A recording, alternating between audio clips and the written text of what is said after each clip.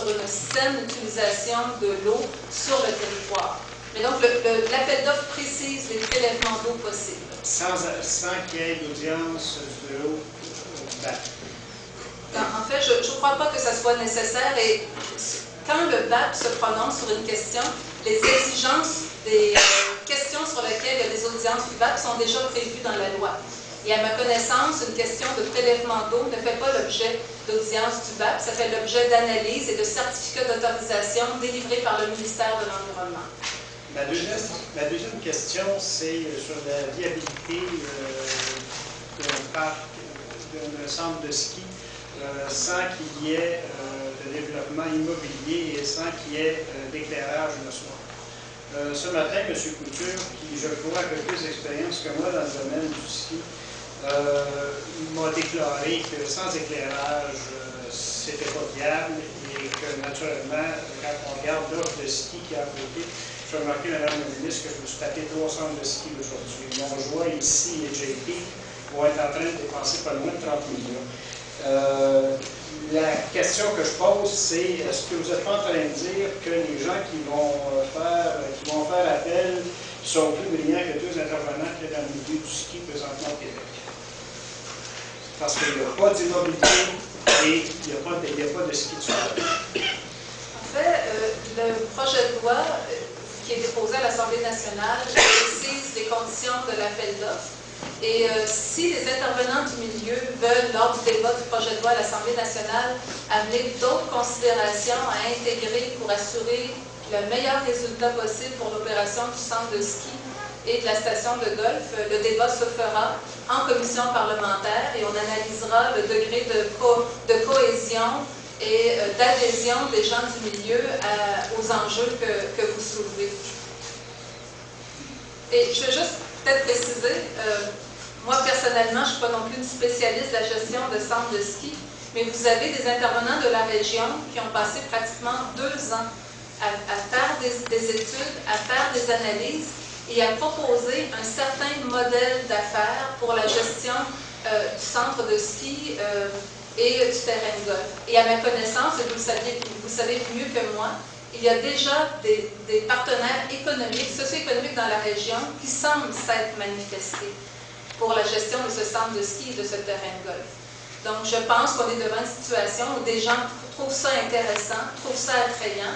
Et là, avec les conditions mises en place, à savoir qu'on cède des équipements pour $1 et que le gouvernement a déjà procédé à des investissements importants dans le domaine skiable, je pense qu'on est dans une meilleure situation qu'en 2006. Juste avant de poursuivre, 2 dernières questions, étant donné l'heure tardive, on aimerait accommoder l'ensemble des journalistes. Madame la ministre, compte tenu de l'annonce tardive qui est faite aujourd'hui, une des préoccupations immédiates, c'est le continuum de la saison.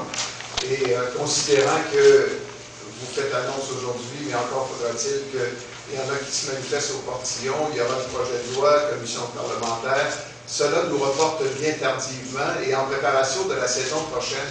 Est-ce que vous seriez disposé à ce moment-là, dans un esprit de transition, de favoriser encore la présence d'un gestionnaire, comme c'est le cas actuellement, pour favoriser justement cette transition-là, parce qu'il est plus que minuit moins 5 dans l'industrie du ski. Il y a déjà quelques mois qu'on a amorcé la préparation de la saison prochaine.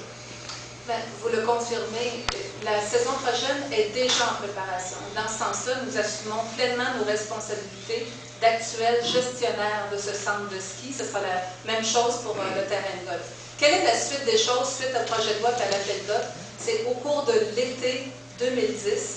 Il y aura bien sûr analyse des soumissions, mais c'est au cours de l'été que le domaine skiable et le terrain de golf va changer de main de propriétaire. Mais par la suite, le gouvernement va prendre toutes ses responsabilités pour assurer la plus saine transition possible. Donc, je suis en train de vous dire, comme vous le savez, qu'au moment où on se parle, la CEPAC, via le gestionnaire du centre de ski, au moment où je vous parle, vend des billets de saison pour la prochaine saison. Donc, nous, là, on est en processus, comme vous le dites, de continuité et d'assurer les meilleures conditions possibles pour la reprise de ces équipements par un propriétaire privé. Donc, il n'était pas question qu'on se retire, il n'était pas question qu'on abandonne nos efforts, c'est tout le contraire. La montagne est en meilleur état. Nous avons fait des investissements importants pour l'entretien de la montagne. Il y a eu des efforts importants, je crois, de fait pour attirer une clientèle qui est fidélisée. Et ça, le faire de façon avec beaucoup de doigté, en respect également des réalités et des attentes des gestionnaires privés de stations de ski dans la région. Donc, on a assumé nos responsabilités, on gère bien le centre de ski, on va continuer à le faire en assurant la meilleure transition possible dans les mains du nouveau propriétaire. Autrement dit, je suis en train de vous dire que quand je vais céder la propriété du centre de ski et du terrain de golf, je vais le céder avec la liste des abonnements, la liste des clients, tous les outils marketing, les ordinateurs. Tout va être en main pour la meilleure exploitation possible et la plus rapide de ce centre de ski-là. Sous question aussi au cours de l'été, comme vous le dites, qui semble être la prochaine étape charnière, vous deviez réaliser qu'à ce moment-là, il n'y a personne qui se présente au portillon.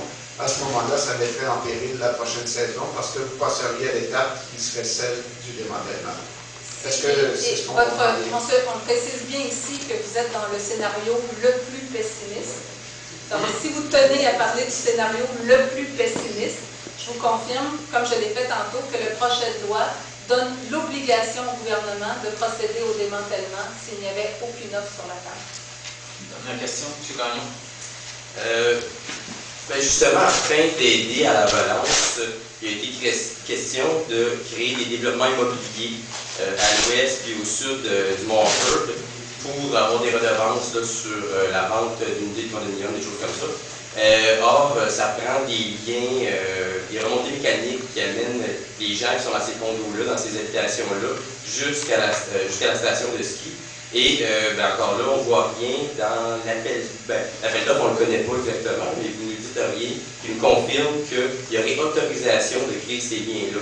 Est-ce que oui ou non, vous êtes favorable à ça, ou est-ce qu'il faut en débattre en commission parlementaire? Oui, c'est votre dernière hypothèse qui est la bonne. Je souhaite qu'on en débatte en commission parlementaire.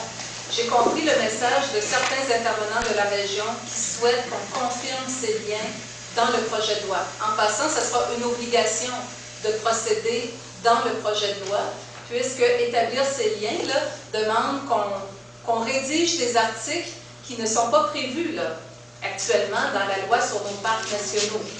Donc, là encore, ça veut dire l'exercice de trouver une solution faite sur mesure pour la réalité de Mont-Harford.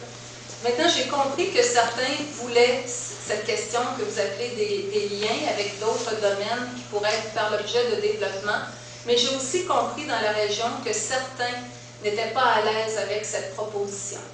Et aussi, je veux juste vous dire, à partir de maintenant que nous sommes dans un processus d'appel d'offres, le gouvernement va se comporter, bien sûr, comme l'exigent nos lois, de la façon la plus neutre possible vis-à-vis d'éventuels soumissionnaires.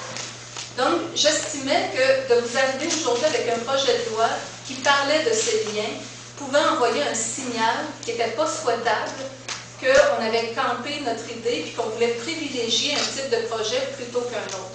Moi, j'ai besoin, pour me conforter, d'entendre les gens de la région sur la nécessité ou pas de prévoir dans ce projet de loi les liens entre le domaine skiable et d'autres développements en dehors, bien sûr, qu'on le précise ici, en dehors du parc national. J'aurais aussi besoin, pour me conforter, d'entendre l'opinion de mes collègues de l'Assemblée nationale, des autres formations politiques. Donc, le débat est ouvert. Je suis prête à faire l'objet, la preuve d'une très, très grande écoute des observations des gens de la région, mais il faudra, à travers la commission parlementaire, que le consensus soit bien établi, très fort, et que nous ayons aussi le consensus des autres formations politiques de l'Assemblée nationale du Québec. Alors, ceci met fin à la conférence de presse. Merci beaucoup et bonne journée.